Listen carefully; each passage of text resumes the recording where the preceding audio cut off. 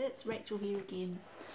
Now today I just want to talk a little bit about what the witnesses say that the kingdom good news is. Now according to them, they are the only ones that are correctly preaching the good news of the kingdom. And part of the truth about the kingdom is that it began reigning, or Jesus Christ took up the throne in 1914. And just to affirm that, I've got the May study edition of the Watchtower from 2016, and it's the article Go Make Disciples of People of All the Nations. And paragraph 12,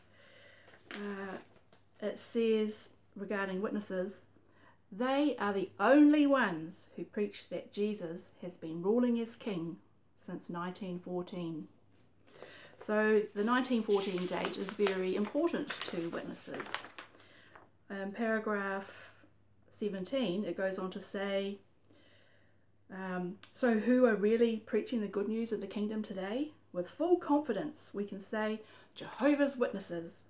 Why can we be so confident? Because we are preaching the right message, the good news of the kingdom. So they're clearly convinced that Jesus took up the throne in 1914, and it's a unique part and very important part of their teaching about the kingdom.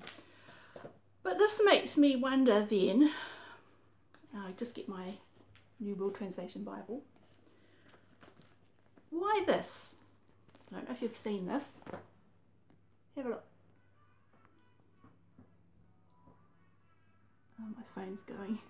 Now this chart, it's Appendix B1 in the New World Translation revision of 2013.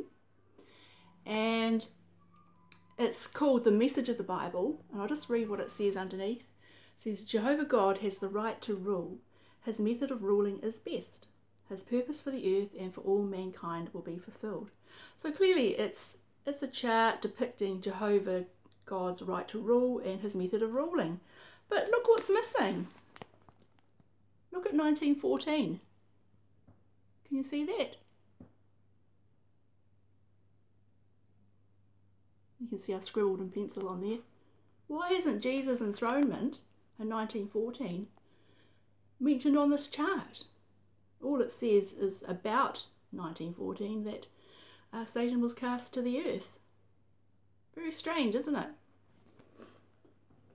Very, very strange indeed.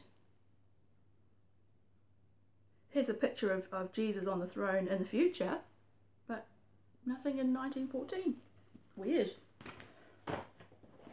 Now, a lot of you will remember this book from the meetings. I'm assuming that it is still used, even though they've changed. They don't have the Theocratic Ministry School as such, but they have the Christian Life and Ministry meeting. But I guess they still use the information in here. And under the chapter, The Message We Must Proclaim, it says regarding 1914, I'll just start reading.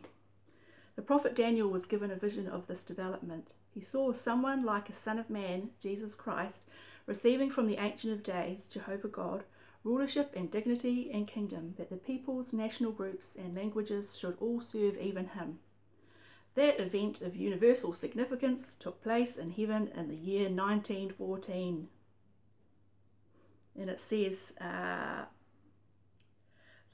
witnesses make a global proclamation about this, and people everywhere are being put on notice. Their response gives evidence of their attitude towards the Most High as ruler in the kingdom of mankind. Okay, and over the page it stresses to those publishing the good news of the kingdom that they must emphasize that God's kingdom is now ruling from the heavens. So that's a very important part of the message, that the kingdom is ruling, and it's been ruling since 1914. And we also have the God's Kingdom Rules book, don't we? Which it had this chart in there on pages 26 and 27. And I've just printed it. and it has Jesus at the top there. It says, enthroned in 1914, Jesus Christ is a powerful, just, wise and merciful King who is humble before Jehovah God. Okay, and it goes on. So very clearly, in the God's Kingdom Rules book, they put forward 1914 as like, you know, the definite date. And also they have this chart here, which is pages 28 and 29, talking about the birth of the kingdom. And the heading up there, it says that consider some historical events from the decades leading up to 1914. So 1914 was when they considered the kingdom was born, if you like. So it just makes me wonder then, why this? And you would have noticed that in this revised New World Translation, they've got rid of the topics for discussion.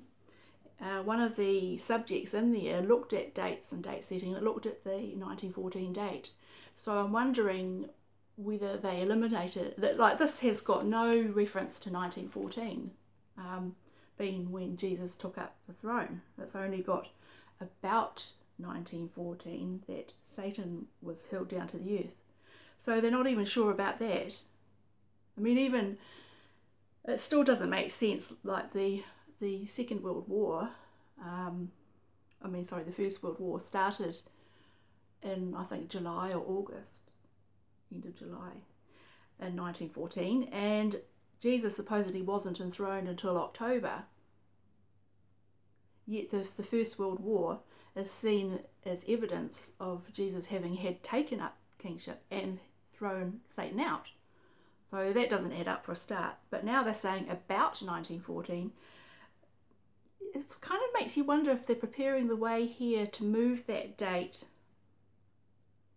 maybe like 20 years into the future, maybe. Certainly they don't look very certain.